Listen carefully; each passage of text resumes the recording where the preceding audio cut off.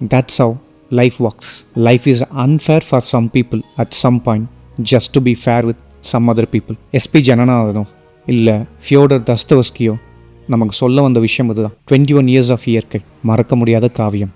சரியா 21 வருஷமாச்சு இயற்கை திரைப்படம் வெளியாகி. எஸ்பி ஜனநாதன் இயக்கத்தில் ஷாம், ராதிகா, அருண் விஜய் போன்றோர் இந்த படத்தில் நடிச்சிருந்தாங்க. இந்த படத்துக்கு கூடுதல் சிறப்பு வித்யாசாகரோடைய மறக்க முடியாத நெஞ்சை கவர்கிற அந்த இசை. முக்கியமாக பின்னணி இசை ரொம்பவுமே ஒரு பெரிய தாக்கத்தை இன்னைக்கு வரைக்கும் கேட்டாலும் கொடுக்கும். வைரமுத்தோட பாடல் வரிகள் அதுக்கு மேலே. குறிப்பாக சொல்லணும்னா காதல் வந்தால் சொல்லி அனுப்பு பாடல் இன்னைக்கு வரைக்கும் ஒருதலை காதலில் வாடி தவிக்கிற காதலர்களுக்கான தேசிய கீதம்னே சொல்லலாம். அவ்வளோ அழுத்தமான கதையம்சம் கொண்ட இந்த படம் இன்னைக்கு வரைக்கும் மறக்க முடியலை, கொண்டாடப்பட்டுட்டே இருக்குது.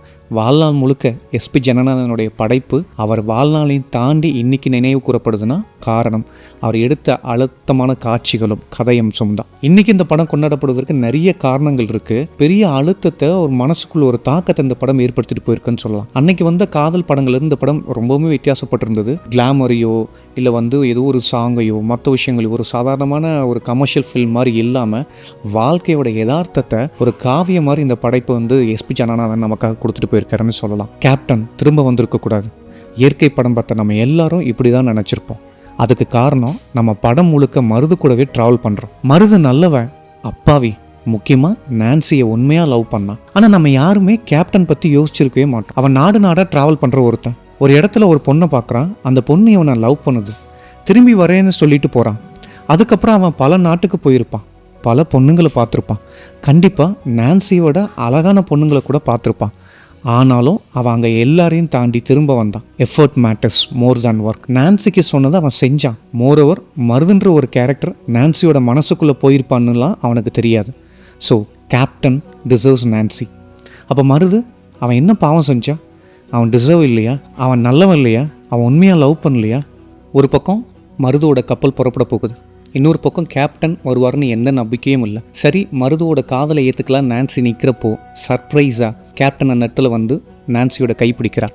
ஒருவித சொல்ல முடியாத வலியோட நான்சி அப்படியே அந்த பக்கம் மருதை பார்க்குறாங்க. பின்னாடி ஒரு பாடல் ஒழிச்சிக்கிட்டே இருக்குது. பெருத்த ஏமாற்றத்தோட பெருத்த வலியோட மருது அப்படியே அந்த காட்சியை பார்க்குறாரு. ராதிகாவோட கண்ணை பார்க்குறாரு. ஒரு சொல்ல முடியாத வலிய உணர்வை அந்த இடத்துல அந்த காட்சி, அந்த பாடல், அந்த இடம் கொடுத்துருக்கோம்.